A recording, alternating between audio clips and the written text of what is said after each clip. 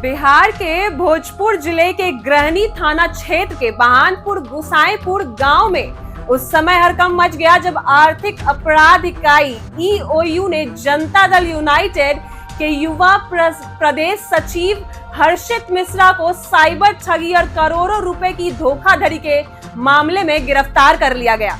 यह कार्रवाई रविवार को सुबह 6 बजे शुरू हुई और करीब 19 घंटे तक लगातार चलती रही। इस दौरान ईओयू की टीम ने पूरी गांव को चारों ओर से घेर लिया और मिश्रा के घर पर छापा मारा और कई अहम चीजें भी बरामद की। घर से लैपटॉप, कई मोबाइल फोन, दर्जनों सिम कार्ड, आधार कार्ड और पैन कार्ड की फोटोकॉपी, बैंक पासबुक, संदिग्ध कागजात और कुछ नकदी मिली है और कुछ नकद भी मिली है। कहा जा रहा है कि ये सारे सामान उन साइबर अपराधियों से जुड़े हैं जिसमें देश भर के सैकड़ों लोग ठगे गए।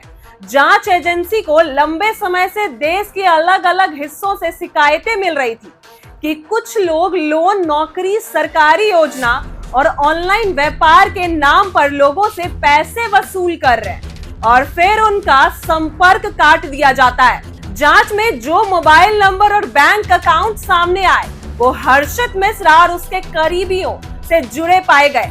ईओयू ने तकनीकी जांच के जरिए मिश्रा के नाम तक पहुंच बनाई और उसके बाद यह कार्रवाई की गई। बताया जा रहा है कि हर्षित मिश्रा एक पूरे संगठित गैंग का हिस्सा था जो फर्जी वेबसाइट और एप्स बनाकर लोगों को झांसे में लेकर ठगी करता था।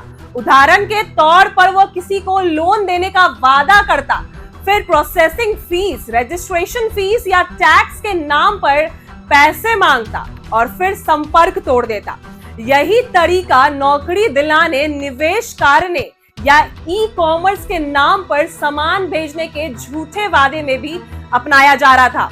एजेंसी को छापेमारी में कुछ ऐसे भी दस्तावेज मिले जिसने यह शक गहराया कि हर्षित मिश्रा और उसका गिरोह कोई फर्जी कंपनियां भी चलाते थे जिसके नाम पर बैंक अकाउंट खोले गए थे और उसमें करोड़ों रुपए का लेन देन भी हुआ है। हर्षित मिश्रा की राजनीति पहचान से इस मामले को और गंभीर बना दिया है क्योंकि वह सत्ताधारी पार्टी जेडीयू की युवा इकाई का प्रदेश सचिव था और उसका कई नेताओं से संपर्क भी बताया जा रहा है।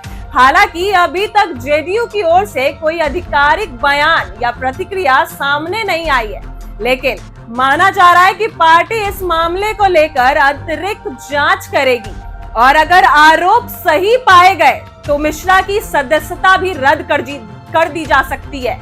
गांव को लोगों को कहना है कि हर्षित बाहर से बहुत पढ़ा लिखा है और शरीफ लड़का लगता है। वह पार्टी की बैठकों में भी जाता था और युवाओं के बीच काफी सक्रिय था। उसकी गिरफ्तारी से सबको चौंका दिया है।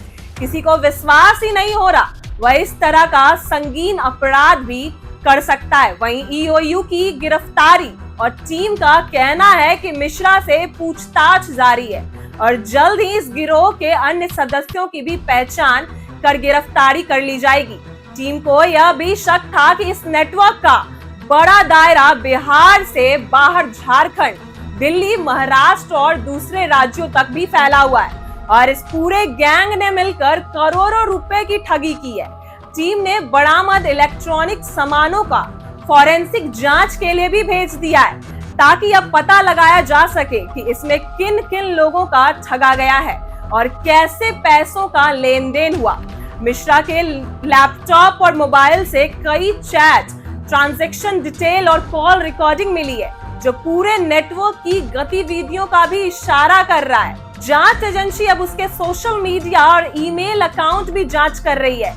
इस मामले ने एक बार फिर दिखा दिया है कि अब साइबर अपराध केवल शहरों तक नहीं सीमित बल्कि गांव में भी पहुंच चुका है। राजनीतिक दलों के अंदर भी इस तरह के अपराध पनप रहे हैं। ऐसी ही वीडियो के लिए बने रहे हमारे साथ। आप देख रहे हैं इनसाइडर लाइव।